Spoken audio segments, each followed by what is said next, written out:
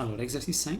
Dans l'exercice 5, on a dans la figure ci-contre, ou bien le graphique ci-contre, on représente la variation de flux magnétique en fonction de temps dans un circuit qui est un circuit fermé.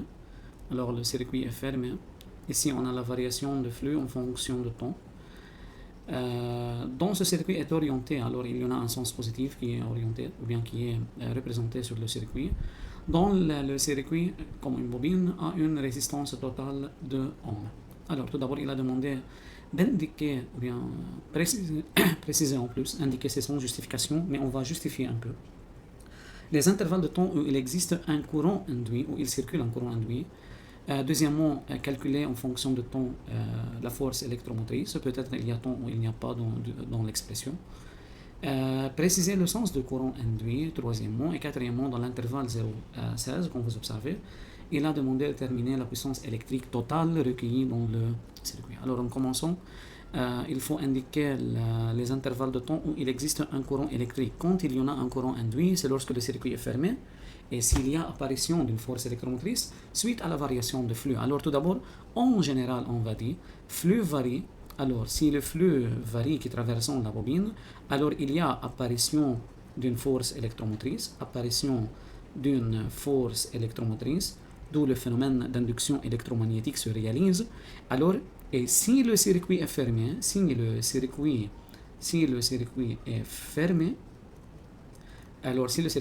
alors il y a un courant induit qui circule. Alors, il y a un courant induit qui circule. Et par suite, on a tout d'abord dans la donnée, il a dit que le circuit est fermé.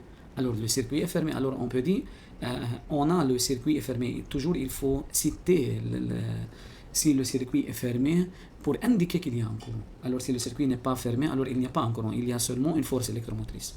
Alors, on a un circuit fermé, on a le circuit est fermé,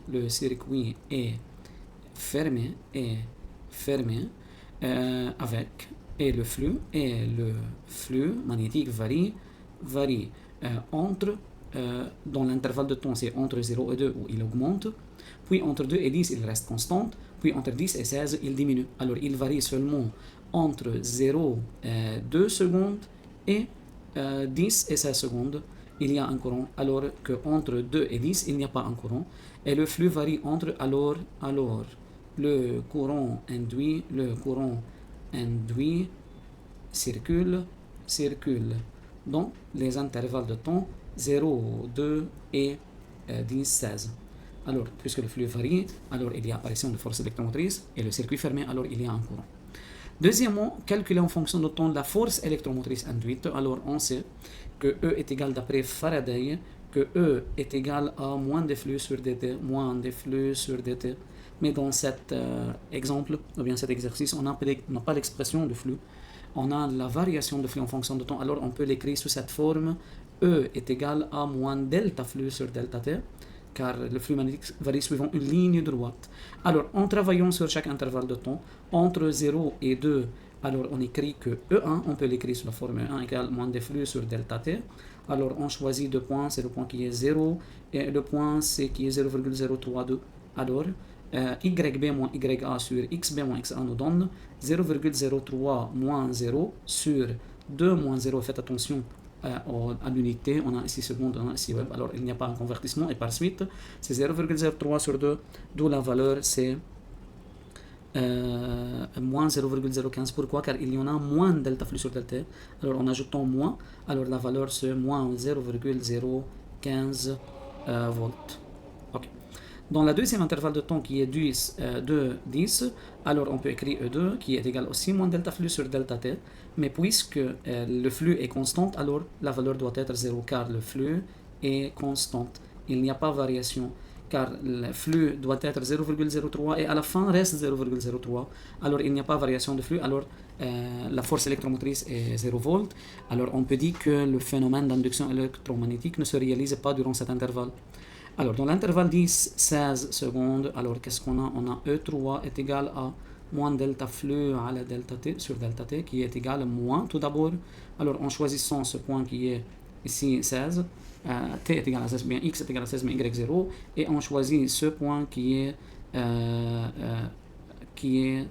0,0310. Alors 0 moins 0,03 sur 16 moins 0, alors on obtient la valeur 5 fois 10 moins 3, 5 fois 10 moins 3 volts.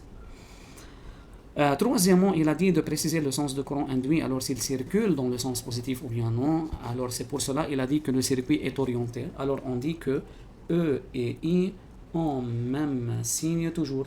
En même signe toujours. Alors on va continuer dans la partie 2, mais faites attention dans l'examen. Alors on l'écrit sur une partie indépendante. Alors on l'écrit sur la partie ou bien dans la partie 3. Mais je veux l'ajouter ici. Alors on peut dire ici que puisque E1 négatif, alors E1 négatif, donc on peut dire que I, on peut l'appeler I1, circule dans le sens négatif, ou bien dans le sens opposé au sens positif orienté. Ici, on a E2 est égal à 0, alors on peut dire que pas de courant qui circule, puisqu'il n'y a pas E, pas du courant qui circule.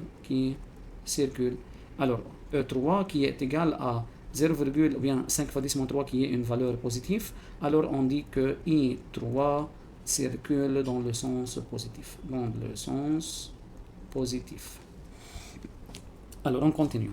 Quatrièmement, il a demandé de déterminer dans l'intervalle de temps 10 secondes la puissance électrique totale recueillie dans le circuit. Alors c'est quoi la puissance totale recueillie dans le circuit? P total qui est recueilli dans le circuit, c'est E fois I. Mais quel E?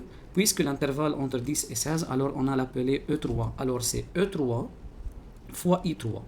Alors, à côté, E3 est égal à 5 fois 10 moins 3 volts qu'on a déjà la déterminée. Alors 5 fois 10 moins 3 volts, comme vous observez. Mais I3, on n'a pas la déterminée, alors on va la déterminer d'après la loi de Pouillet. I3 est égal à E3 sur R total. Alors c'est 5 fois 10 moins 3. Et pardonnez, R total étant donné par 2. Alors c'est 2. Alors c'est I3 qui est égal à 2,5 fois 10 moins 3 ampères. Alors à quoi est égal P total dans cet intervalle? Alors c'est 5 fois 10 moins 3 fois 2,5 fois aussi 2 fois 10 moins 3.